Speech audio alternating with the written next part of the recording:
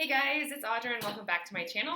I am here today with my January wrap-up and my short TBR list for February for my TBR jar. This is the first time that I have done a wrap-up, so just so you know, when I give books certain stars, it's how I feel about them when I read them. If it's something I feel is going to stick with me, if I had any qualms against it, it might get a reduction of stars type of thing. So it's not like the craft of it I am grading, I guess, but more of my connection as a reader. I'm also going to go from my least favorite book to my favorite book of the month, and there are 9 books to talk about, 7 of which I read completely in January alone, and then 2 of which I finished that I started in December, I think.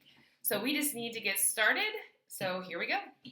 I had 2 3-star books, and the first one is The Stars Beneath Our Feet. I started this a very long time ago, so probably maybe even in November. It is a middle grade about a boy named Lolly who is struggling with the death of his brother after a gang-related shooting, and he is obsessed with Legos, and it's how he kind of builds Legos through his grief. This is going to be a great upper middle grade. I've talked about it in previous videos for Own Voices.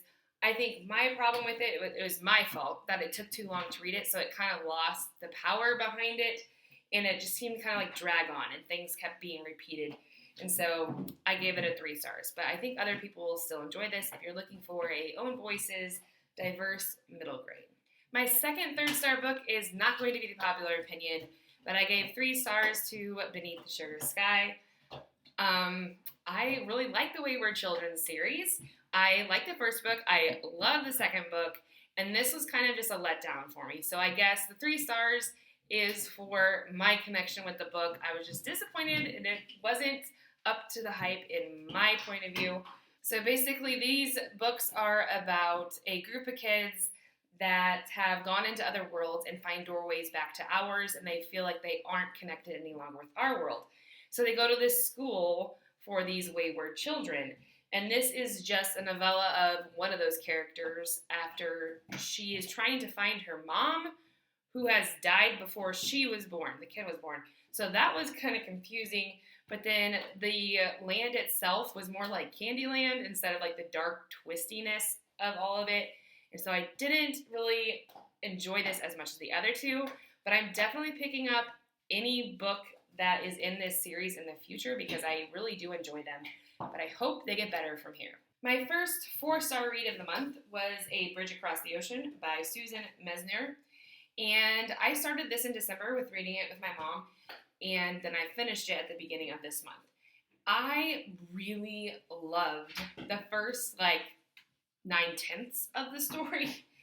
And so I was like, this is going to be a 5-star read. It's a historical fiction. It talks about 2 women in World War II time period connected with a woman in our current present day that is able to see ghosts, and so somehow all these women are connected, and there's also a point of view of a ghost throughout the story, and you're trying to figure out who the ghost is in relation to all these women. Everybody, it's a great story, and I was so into it, and then the ending of figuring out who the ghost voice belonged to was such a buzzkill. So it went from a 5 to a 4 because I did love the experience all the way through, but then at that last moment, I just felt like it had let me down. This is the first book I have read from this author, but because I love the experience for the most part, I'm going to pick up any other book that she has. I actually bought her newest book from Book of the Month, and so I'm excited to dig into that one too.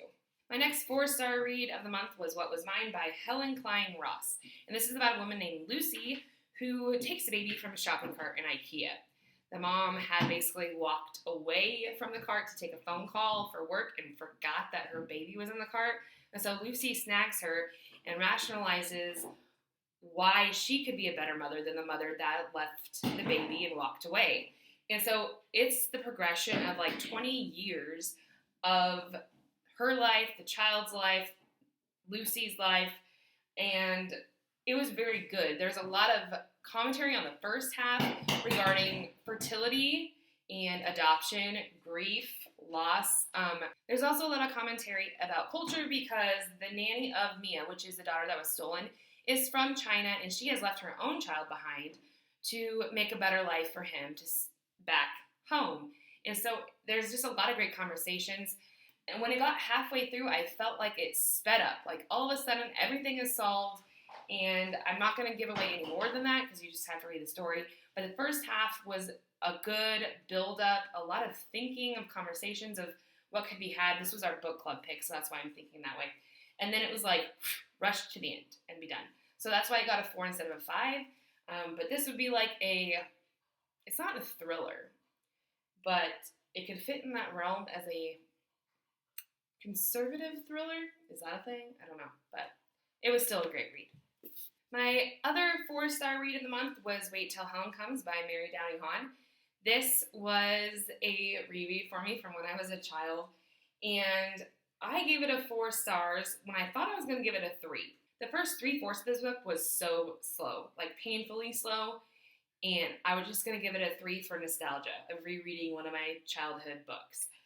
But then the last fourth of this book, it sped up so fast, it was creepy, it was dangerous, and I really enjoyed it. It's just a ghost story about these 2 kids, Molly and Michael, who moved to a different home with their mom and their new stepdad and the new stepsister. And the stepsister is a little bit off, and she sees this ghost in the graveyard behind their house.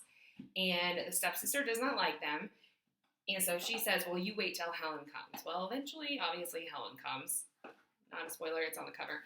And that's where things take off. And it's definitely a good read if you want a middle grade ghost story. My 4.5 reads, we're going to start with Karen Slaughter's Pretty Girls. I have already handed this book off to somebody else, so I'll just insert a picture right here for you to look at the cover. This one was insane. I got this recommendation from Chelsea Billings Reads. I pulled it from my TBR jar, and that you'll see here in a minute, and it's intense, very, very intense. Basically, the main character's husband has died, and she figures out that he may be connected to this, like, I don't even know what the wording of this is because it's so out of my normal way of thinking. He basically is connected to this ring of video porn that is torture and murder and rape. Yeah, it's intense. So if trigger warnings all over the place.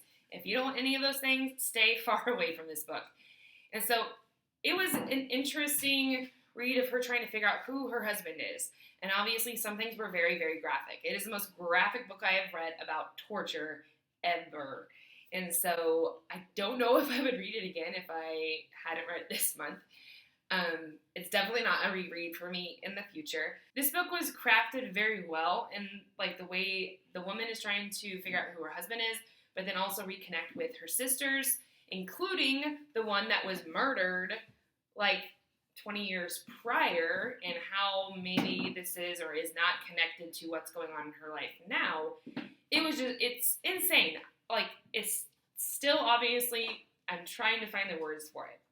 But anyways, my 4.5 star, like, it would be a 5 star, possibly, maybe. But my half star comes from me questioning whether this book would have left such an impact if the elements of torture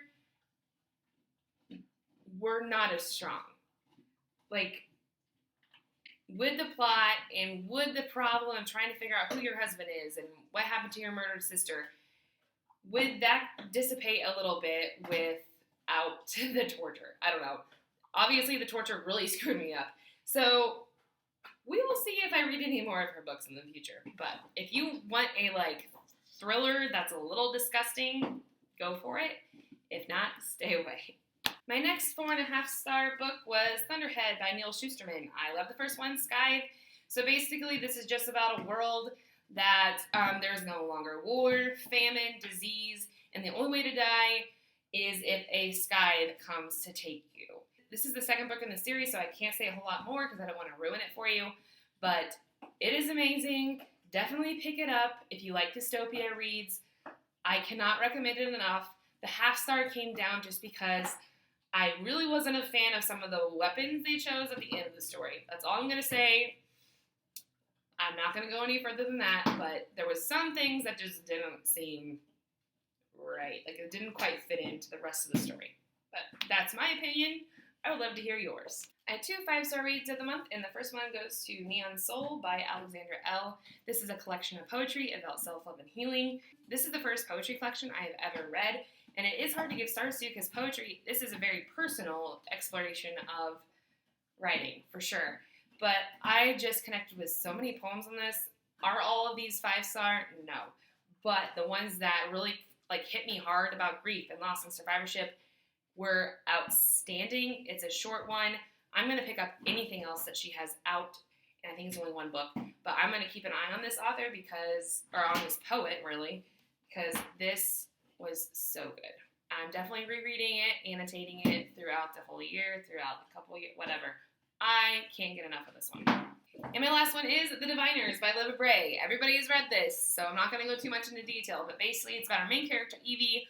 She has a superpower that she can see the secrets of people when she touches objects that have been close to them. And she goes from Ohio to New York because she's gotten in trouble because of this gift. So when she gets to New York City, murders have started that go along with this occult.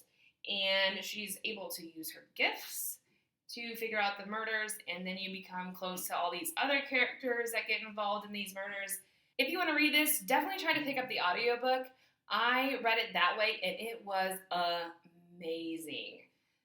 The narrator was definitely 5 stars through and through. That's another reason why I enjoyed it so much. So I've already picked up the audiobook of the next one because I definitely want to experience it in the same way.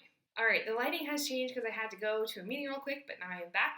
I need to go over the TBR from last month and the new one for this month. So the first one is a book club pick, and I am a member of our brand new book club for our town, and we read What Was Mine, which I talked about already. But this month for February will be a Tangled Mercy by Joy Jordan Lake. From my understanding, this is a story about a young woman who is studying the 1822 slave revolt for her college classes, and then it goes back to a point of view of a slave during that time. So this, I've heard, is an outstanding read. It is quite the chunky book, but I'm excited to dig into this very soon. Another read that I do is a professional read. I started No More Summer Reading Loss. Didn't quite get through it, even though it's teeny tiny, so I need to do that. As well as my February book will be Connected Librarians. It's also short, so hopefully I can get through both of those.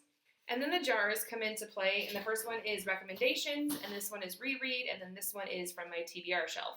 So we're going to start with the recommendations jar, and last time it was The Shadow of the Wind. I've been listening to this on an audiobook, and I have not gotten very far because it's 18 hours. I'm going to continue this and try to do another one.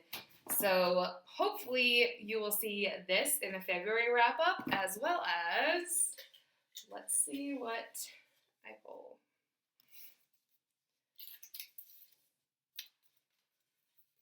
The Atomic Weight of Love by Elizabeth J. Church. This is crazy that I pulled this because the person that recommended it to me, Kelly, just let me borrow this book, and I was worried that it would be like December before I got to it. So let me go grab that real quick. Okay, so this is the cover of The Atomic Weight of Love. It's by Elizabeth J. Church, like I said. Basically, it just looks like this is a story of a woman through the course of time, starting in 1941, as she is a physicist, and she works on a wartime project in Los Alamos. And it's just the course of her life in the following years and making changes and choices, she says. She meets a young geologist.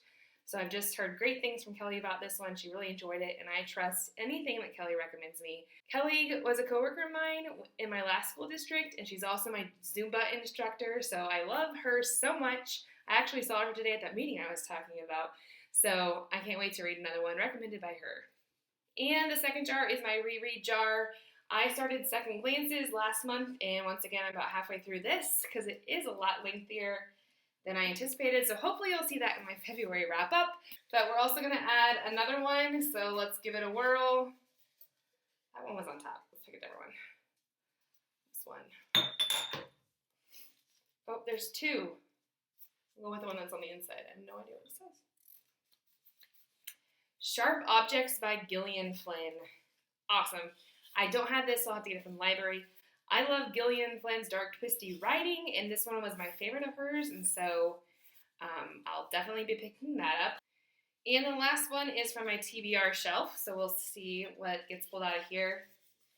This one is always nerve-wracking because there's some really tough books on here that I don't know if I really want to emotionally ready for. Oh, okay. So this one is The Little Paris Bookshop by Nina George. So I'll be right back with that one. So this is the book, and this must be the month for Kelly because she also recommended me this one. I think I had it before then, but she also loved this one. I think this is about a bookshop owner who knows like the prescribed book to give everyone who walks through his door. I love that. It says it's a love letter to books meant for anyone who believes in the power of stories to shape people's lives. Yes, absolutely. So I'm excited to read all of these books. Sharp Objects, Atomic Weight of Love, Little Paris Bookshop, Connected Librarians, A Tangled Mercy, and then Contemporary-thon is this month. So I am super excited. I need to get to reading, obviously, because I have some catching up to do. But please leave me what you want to read down below this month, and I will talk to you later. Bye, guys.